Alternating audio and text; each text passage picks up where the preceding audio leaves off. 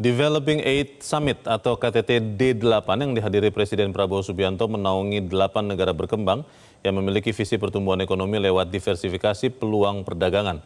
Lantas, seberapa besar peran Indonesia dalam forum ini? Kita simak penjelasan jurnalis Metro TV Bianca Sumendap dari Kairo, Mesir.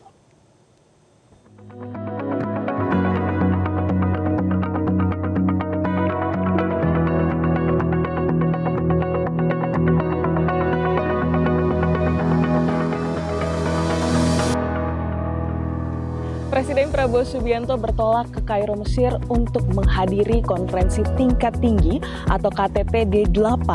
Dan apa itu KTT D8 dan seperti apa peran Indonesia di dalamnya? Berikut kami akan ulas untuk Anda.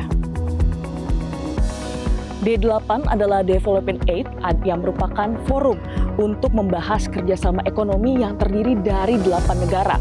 8 negara ini adalah Indonesia, Bangladesh, Iran, Malaysia, Mesir, Nigeria, Pakistan, dan juga Turki. Nah, kalau kita lihat pemirsa, organisasi ini pertama kali didirikan tepatnya pada tahun 1997.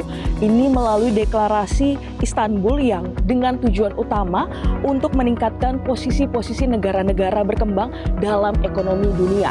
Dan kalau kita lihat pemirsa, D8 ini didirikan untuk menjawab kebutuhan terkait dengan negara-negara berkembang yang dalam meningkatkan posisi mereka dalam ekonomi global.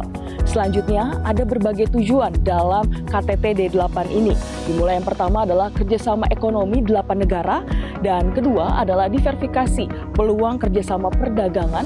Selanjutnya adalah terlibat aktif di perundingan ekonomi internasional, dan yang terakhir adalah peningkatan standar untuk ke-8 negara ini. Dan kalau kita lihat lagi pemirsa, apa peran Indonesia dalam KTT D8 ini? Yang pertama adalah Presiden Prabowo Subianto ditunjuk sebagai ketua D8 yang akan berlangsung tepatnya 1 Januari 2026, seperti itu. Lalu kalau kita lihat, bukan saja membahas sejumlah isu-isu ekonomi, tetapi dalam KTT D8 ini juga menunjukkan solidaritas terhadap kegiatan situasi, yakni adalah geopolitik, khususnya terkait dengan Palestina, di mana negara-negara ini akan membahas terkait dengan kemerdekaan untuk Palestina. Selanjutnya adalah digitalisasi dan peningkatan untuk kualitas UMKM, di mana UMKM ini menjadi perhatian utama, seperti itu.